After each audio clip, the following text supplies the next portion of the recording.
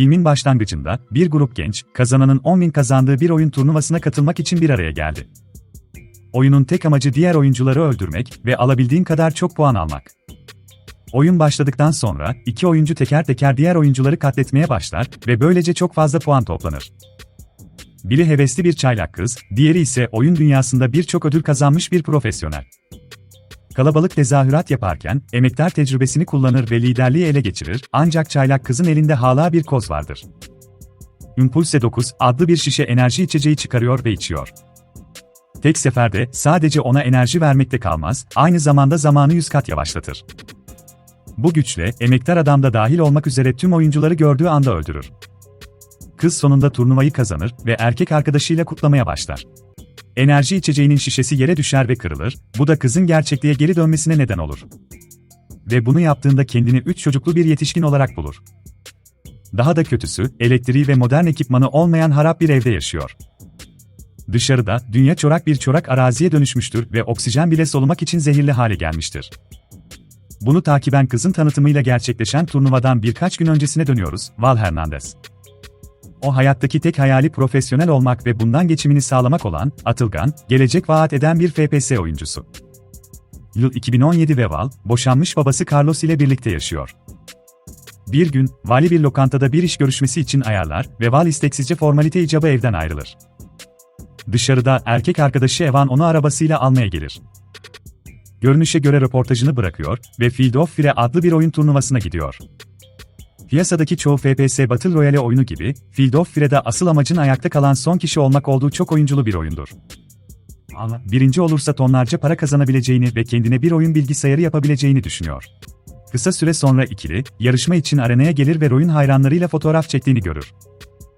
Bir süre sonra tüm oyuncular bilgisayarlarının başına geçer ve oyun başlar.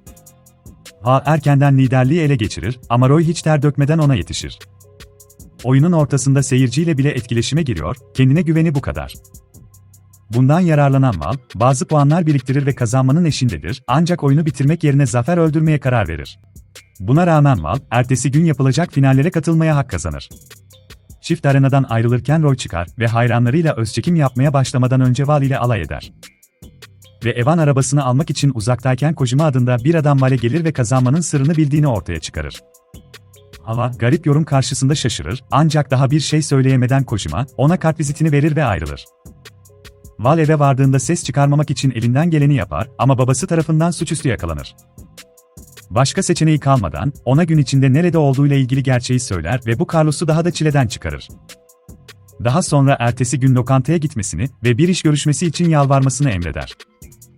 Ve diğer ebeveynler gibi Carlos da çevrimiçi oyunların geleceği olmadığını anlamasını sağlamaya çalışır, ancak inatçı Val onu görmezden gelir ve fırtına gibi odasına gider. Kısa bir süre sonra, günün erken saatlerinde oyunla ilgili bir podcast izler ve Roy'un ilk sırayı almasına kızar. Tam o sırada Kojima'nın kartvizitini fark eder ve onun kazanmanın sırrından bahsettiğini hatırlar. Bu nedenle, intikam ve kazanma arzusuyla dolup taşan, verilen adresi ziyaret etmeye karar verir. Kısa süre sonra bir oyun kafesi olduğu ortaya çıkan altın daireye ulaşır. İçeride birkaç kişi bilgisayarlarında ve konsollarında video oyunları oynuyor. Kısa süre sonra Kojima ona yaklaşır ve oturup bir oyun oynamasını söyler. Kojima'nın kendisine kartviziti neden verdiği konusunda hala kafası karışık ama yine de oyuna bir şans veriyor. Oyunu en yüksek zorluğa yükseltir ve D seviyeyi tamamlamakta zorlanıyor. Bunu gören Kojima, ona Impulse 9 adlı bir enerji içeceği verir. Ancak bunun sıradan bir enerji içeceği olmadığını söyler. Meraklanan Val içkisinden küçük bir yudum alır.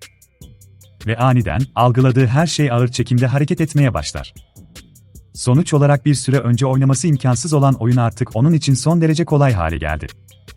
Aniden göz açıp kapayıncaya kadar Val uyanır ve kendini Kojima'nın karşısında masada otururken bulur. Ne olduğunu sorduğunda, Impulse 9 onu içen kişi için zamanı uzattığını ve Val'in içeceği yudumlayalı 1 saat geçtiğini açıklıyor. Ayrıca, uzatılan sürenin enerji içeceğinin alım miktarına bağlı olduğunu da ortaya koyuyor. Bunun ardından Kojima, Val'i şok eden bir şişe için $500 talep eder. İçkiyi turnuvalarda yarışmak için kullanmanın hile olabileceğini düşünmeye başlar. Ama tam o sırada Kojima, Roy'dan bir telefon alır ve onun da oyun kazanmak için Impulse 9 kullandığı ortaya çıkar. Bu nedenle diğer oyun arkadaşları ve uzmanlar tarafından yenilmez olarak etiketlendi. Val bunu öğrendikten sonra sonunda Impulse 9 şişesini almaya karar verir. Ertesi gün arenada Val, Impulse 9 şişesini çıkarır ve klavyesinin yanına koyar. Oyun başlamadan hemen önce enerji içeceğinden küçük bir yudum alıyor. Ardından, ultra ağır çekimi kullanarak, bir süreliğine liderlik tablosuna hükmediyor. Bunu gören Roy da biraz Impulse 9 içer ve rütbeleri tırmanmaya başlar ve sonunda zirveye ulaşır. Bu Val'i çaresiz bırakır, bu yüzden sonuç ne olursa olsun enerji içeceğinin tüm şişesini içer. Sonuç olarak, Val için zaman son derece yavaş akıyor ve bunu tam avantajı için kullanıyor. Sonunda Roy'un avatarını öldürür ve tüm turnuvayı kazanır. Kalabalık çıldırır ve herkes onun yanı sıra Evan için tezahürat yapar. Çift öpüşürken enerji şişesi yere düşer ve paramparça olur. Val aniden gerçeğe geri döner ve kendini harap bir evde bir sandalyede otururken bulur. Kucağında bir bebek var ve kısa bir süre sonra Evan yırtık ve kırlı giysilerle odaya geliyor.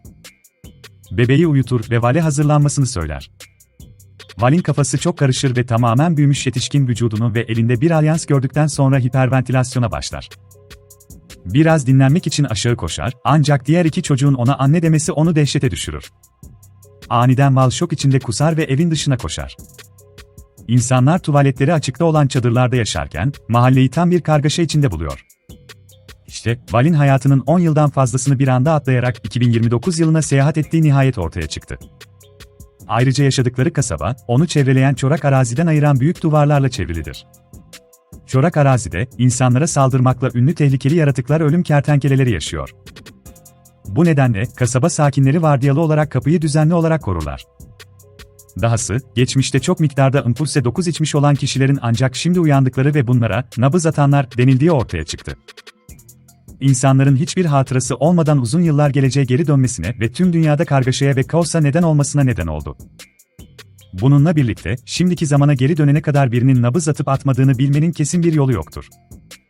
Dahası, kıyamete nabız atanlar neden olduğu için, çoğu insan onları hor görür ve duvarların güvenli içinde kalmalarına nadiren izin verir.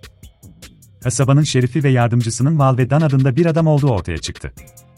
Sonunun nabız atan gibi olmaması için Val, kendisinin de Impulse 9'u tükettiği gerçeğini gizler. Val daha sonra evde neler olduğunu anlamaya çalışır. Daha sonra babası Carlos'u hatırlar ve onunla son görüşmesini hatırlamaya çalışır. Ancak başını çevirdiğinde Val, manto üzerinde babasının küllerinin olduğu bir urun fark eder. Bu onu mahveder ve o, hıçkıra hıçkıra ağlamaya başlar. Kısa bir süre sonradan yardımcısı, Val'i tuvalet görevi için çağırır.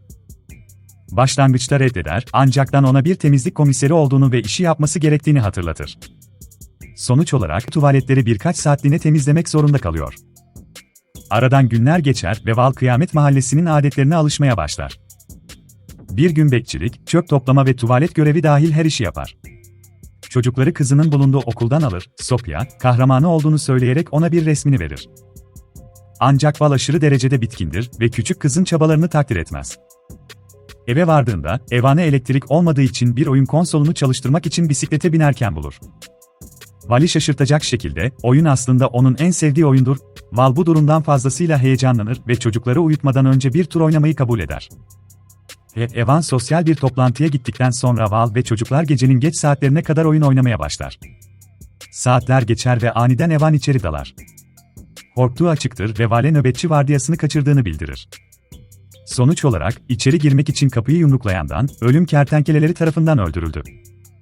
Kili, hiç vakit kaybetmeden, Dan'in travma geçirmiş karısının Val'e kızdığı olay yerine koşar. Suçluluk duygusuyla dolan Val, eve gitmeye çalışır, ancak Evan, nöbetini bitirmesi gerektiğini söyler. İsteksizce mecbur eder. Vardiyası bittikten sonra Val, ızdırap verici bir acıyla eve döner. Yatmadan önce onu rahatlatan ve güvenini tazeleyen Evan'a karşı duygularını ifade ediyor. Yeni dünyada yeri olmadığını düşünen Val, her şeyi geride bırakıp çorak toprakları gezmeye karar verir. Sonuç olarak, Evan'a aslında bir kalp atışı olduğunu kabul eden bir mektup yazar. Ertesi sabah Val, bir daha geri dönmeme niyetiyle mahallesinden çıkarken Evan mektubu okur ve tamamen inanamaz. Sonraki sahnede Val çorak arazide yürümeye devam eder ve kısa süre sonra terk edilmiş bir bina ile karşılaşır. Harap durumdaki binanın aslında Kojima'nın kafesi olduğu ortaya çıktı. Kojima'nın tezgahtan dışarı fırlamasına şaşırarak, ancak bir şeylerin ters gittiğini hissediyor. Kojima'nın bir gün bile yaşlanmadığını fark ediyor ama nasıl olduğunu açıklamıyor. İkili sohbet ederken Kojima, Val'in bir hafta önce geri döndüğünü öğrenir ve Impulse 9 içeceği yüzünden birçok hayatın mahvolduğunu kabul eder. Ancak son zamanlarda maruz kaldığı tüm acılardan onu kurtarmak için bir planı vardır. Kojima büyük bir şişe Impulse 9 çıkarır ve ona içmesini söyler ve eğer içerse, bu dünyaya bir daha asla geri dönemez. Bunun nedeni, gelecekte yüzlerce yıl seyahat edecek olması ve o zamana kadar çoktan ölmüş olmasıdır. Kojima ayrıca en sevdiği oyunu oynarken oynamasını öneriyor. Val bu fikri beğendi ve Field of Fire'ı oynamak için oturmaya karar verdi. Ancak Impulse 9 şişesini almak için öne eğildiğinde kızının kendisi için yaptığı çizimi bulur ve duygulanır. Val daha sonra anı şeridinde bir yolculuğa çıkar ve çocukları ve Evan ile yaşadığı tüm güzel anları hatırlar. Sonuç olarak, enerji içeceğini tüketme planını iptal eder ve bunun yerine ailesiyle yeniden bir araya gelmek için topluluğa geri döner. Kapıda, öfkeli Evan nöbet tutuyor ve herkesin güvenine ihanet ettiği için karısını içeri almayı reddediyor. Val her şey için özür diler ve baştan başlayıp işleri düzeltmeye söz verir. Aniden ikisi uzaktan silah sesleri duyar ve topluluklarına yaklaşanın ölüm kertenkeleleri olduğunu anlar. Daha sonra, ölüm kertenkelelerinin yamyam olan ve çorak arazide başkalarını avlayan bir grup normal insan olduğu ortaya çıktı. Böylece Evan, Val'in içeri girmesine izin verir ve alarmlar çalarak herkesi paniğe sokar. Bir kadın Val'e kimsenin saldırganları savuşturmaya yeterince hazır olmadığı için herkesin vadiye gideceğini söyler. Bunu duyunca aklına bir fikir gelir. Topluluktaki herkes onun tarafından ihanete uğradığını hissettiğinden onların güvenini kazanmayı planlıyor. Bu nedenle kocasına elinden geldiğince geride duracağını ve davetsiz misafirleri uzak tutacağını söyler. Evan, onsuz ayrıldığı için üzgündür, ancak Val ona çocukları için gitmesini söylediğinde bunu kabul eder. Kısa bir süre sonra Val, daha önceki büyük Impulse 9 şişesini çıkarır ve savaşa hazırlanır. Ölüm kertenkeleleri de ortalığı kasıp kavurmaya hazır olarak kapıdan içeri girerler. Daha sonra, ölüm kertenkelelerinin liderinin Roy'dan başkası olmadığı ortaya çıkar.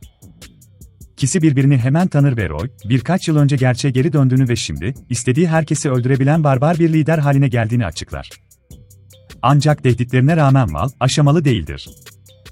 Enerji içeceğini gelmeden önce içtiği ortaya çıktı, bu da boş şişeyi Roy'a doğru fırlattığında ortaya çıkıyor.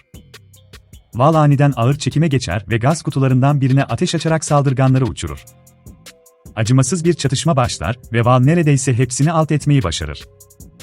Ne yazık ki yere düşmeden önce karnından ve omzundan vuruluyor. Aniden Roy dışarı çıkar ve Val'e ateş eder ama ıskalar.